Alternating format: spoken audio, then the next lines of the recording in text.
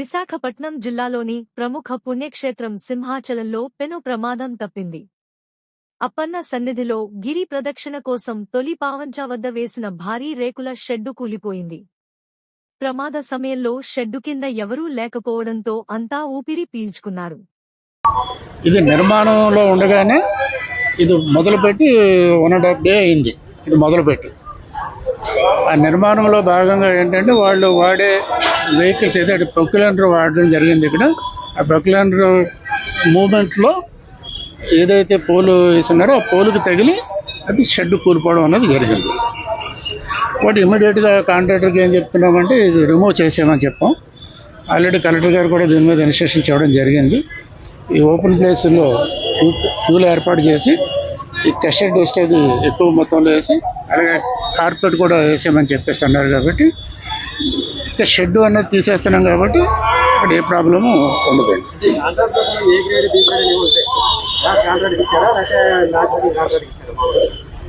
ఈ గతంలో కూడా ఇతను వర్క్స్ చాలా చేస్తున్నారు మన దగ్గర. అంటే 5,80,000 వర్క్ అండి. ఇది ఏ గ్రేడ్ బి గ్రేడ్ అనే కాదు. పూర్తిగా మొత్తం తీసేస్తామండి ఓపెన్ స్కై. మరి వర్షానికి పడితే ఇప్పుడు 32 కిలోమీటర్లు భక్తులు త్రోడ్ తిరుగుతున్నారు. ఏంటంటే మన దేవస్థానం నుంచి మనం షెల్టర్ ఇవ్వాలనే ఉద్దేశంతో ఏర్పాటు చేసింది ఇది. ఇందులో మరి ఆ విధంగా జరగడం కాంట్రాక్టర్ అంటే అది చూసుకుని చేయవలసిన కాంట్రాక్టర్ బాధ్యత. కాబట్టి అది రిమూవ్ చేసామని చెప్పాం. వాళ్ళు ఏం చేస్తారు?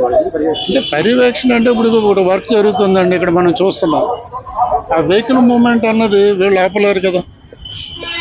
ఆ డ్రైవ్ చేసేవాడు అక్కడ వాళ్ళు చూసుకోవాలి. దానివల్ల ఇబ్బంది జరిగింది. అంటే ఈ షెడ్కి ఫౌండేషన్ అన్నది సిమెంట్ ఫౌండేషన్ అయితే ఏమి ఉండదండి. ఏదైతే మీరు చూస్తున్నారో పిల్లర్కి సపోర్టింగ్ ఏదో పెట్టి చేస్తారు. ఇప్పుడు ఒక చోట పడింది, దానికి అన్ని కనెక్టింగే కదా. ప్రశ్నించడం జరిగింది సార్.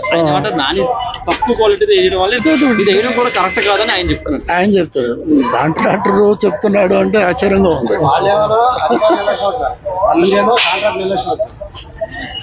అది వాస్తవం మాట్లాడుకోవాలి తప్ప నిర్లక్ష్యం ఒకరిది అన్నది కాదు కదండి. ఇక్కడ ఆయన నాసిరకం వేశానని ఆయనే కమిట్ అవుతున్నాడు కాబట్టి ఫర్దర్గా ఆయన మీద యాక్షన్.